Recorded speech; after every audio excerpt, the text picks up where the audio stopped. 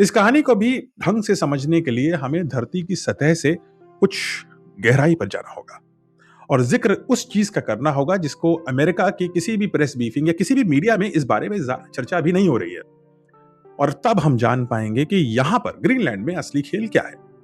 सबसे पहले यह जानना जरूरी है कि यूएस के पास ग्रीनलैंड का पहले से ही एक मिलिट्री फुटहोल्ड मौजूद है। 1951 में यूएस का एक डिफेंस एग्रीमेंट हुआ था और उस एग्रीमेंट के तहत बीडोफीक स्पेस बेस में लगभग 150 अमेरिकी पर्सनल यानी अमेरिकन आर्मी के सोल्जर्स और उनके एक्सपर्ट्स लगातार तैनात होते हैं और ये जगह ग्रीनलैंड के बीचों बीच है।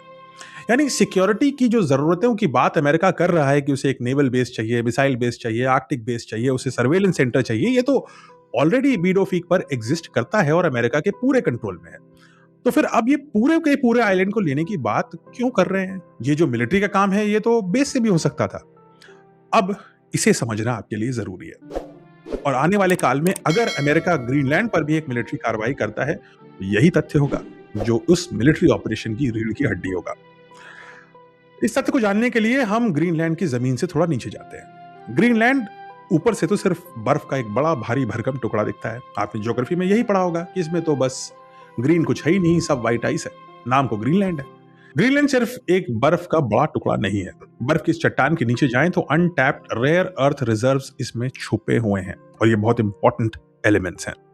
रेयर अर्थ एलिमेंट्स भले ही नाम से रेयर लगते हो लेकिन असल में ये 17 खास मेटल्स का एक विशेष ग्रुप है।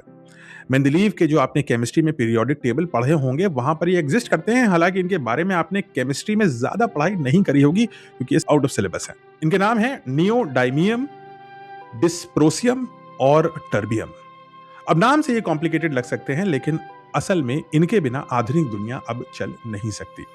आपका स्मार्टफोन काम नहीं करेगा, टेलीविजन स्क्रीन आपकी बेकार हो जाएगी, आपके इलेक्ट्रिक व्हीकल बन नहीं सकते और दुनिया की कोई भी विंड टर्बाइन इन एलिमेंट्स के बिना घूम नहीं सकती।